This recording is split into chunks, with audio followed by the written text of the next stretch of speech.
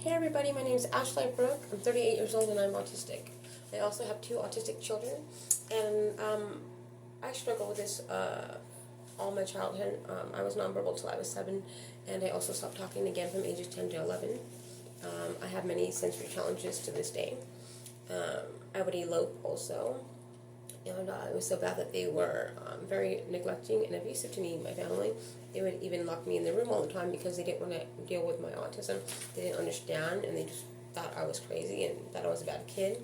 And they would throw me in there like a little animal in a cage, Very, very hurtful, very cruel, because I was not a bad child. So I wanted to have you guys understand how to understand if your child is having, if your child's meltdown is a behavioral or if it's sensory stimulation overload.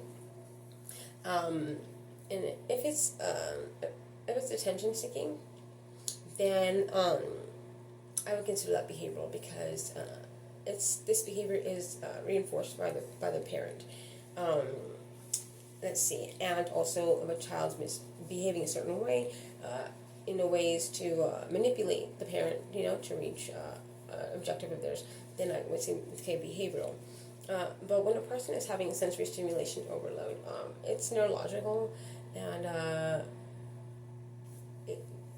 we're very for example, I'm oversensitive to sound stimulation and touch stimulation, so much to where I have seizures if I'm enduring too much repetitive sounds. To this day, uncontrollable seizures.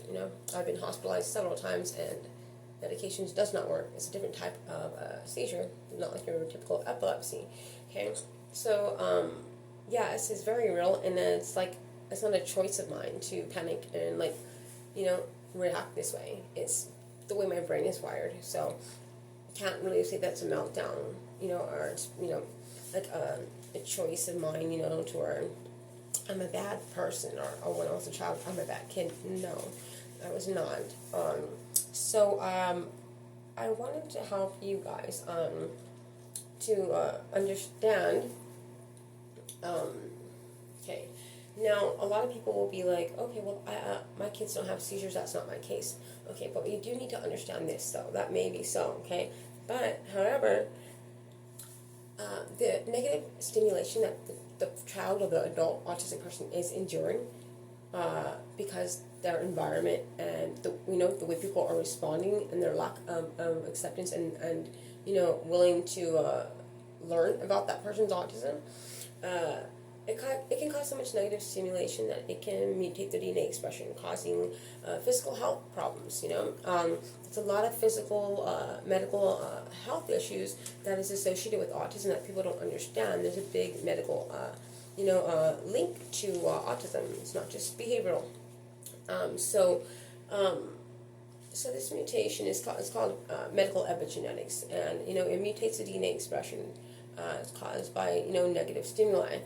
So, and also, I don't know if you guys know this, but that is also how autism is manifested in your DNA expression, is negative stimulation during the development stages of a child's life, which is like in the womb and up until the age of 3, I believe.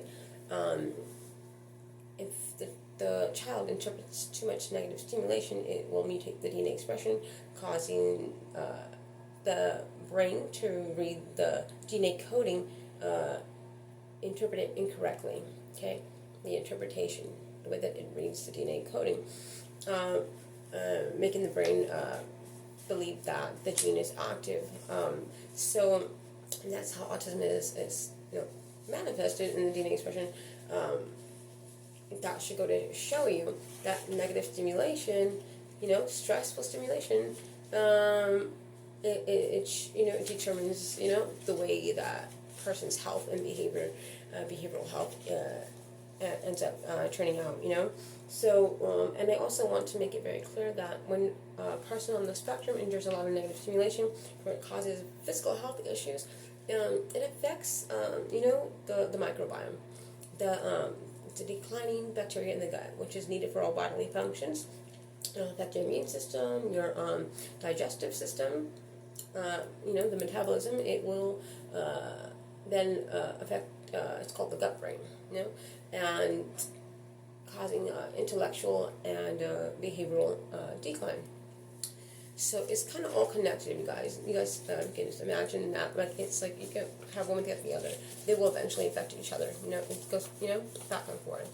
I believe it starts medically, and then all that happens, and it ends up affecting the intellect. So that's why I don't believe that autism is a intellectual disorder. I don't believe that it's a disability. I believe that you need to get your health right. It goes, you need two parts: get your health right, and then when you get your health right, you understand, you know, the microbiome issue, then you can help your body, and you can actually help. You know, like my son, he's nonverbal, and I give him probiotics, and I, you know, do certain activities and help him with his speech and stuff like that. And he's been taking the microbiome, and he's been going to the doctor for his you know, his issues with the gut. We've been giving him more protein and less carbs. His willingness to comply, and his you know, wanting his you know, desire to participate has gotten so much better. He's doing things that he was struggling with a long time ago, and as soon as we started taking care of himself, and the change in his behavior changed dramatically, very fast, within like 4 days, 3 days, something like that. Major change in his behavior and his you know, intellectually, you know. So really, you guys might want to really take you know, some time to read about these things, behavioral epigenetics and medical epigenetics, negative stimulation. So you guys really need to understand. So after, you know, that being said, I'm going to walk you through a good example about how to understand if the child case. So after I had already explained to you guys, let's see. So I'm going to share with you guys with the example of my daughter. She was having a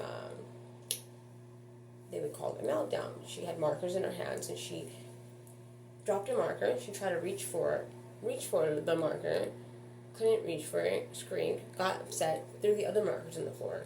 Then she tried to go and reach again. She almost fell off the bed, so I went to go help her. She threw her body back. She freaked out. She screamed, kicking me. And I was like, okay, well, I can't allow my daughter, autistic or not, she needs to understand she cannot hit her parents. So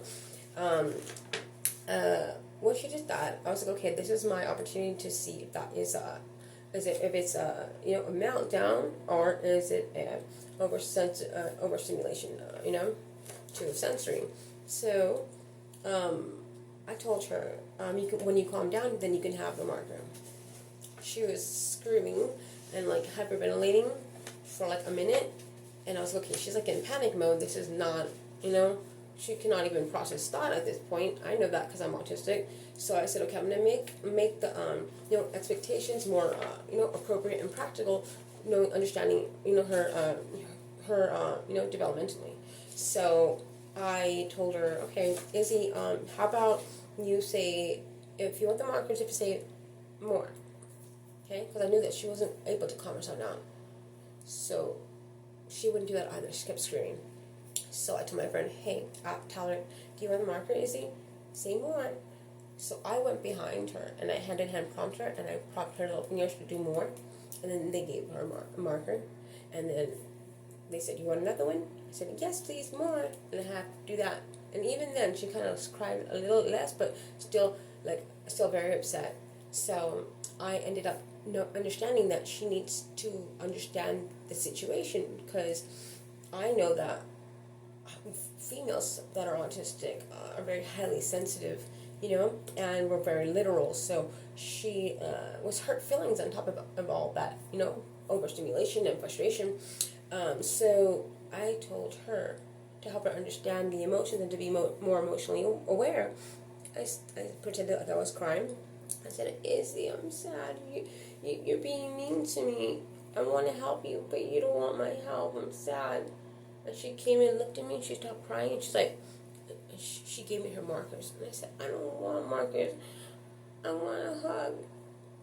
And she's like, oh, and it helped her, like, oh, like, I'm hurting this person's feelings. Like, I'm not the only one, you know. Like, she had made her be more aware, you know, of emotionally what's happening and how her, you know, actions can hurt somebody. And I think that we are very empathetic and we are very nice human beings, autistic people. So I think it's really good to prompt your child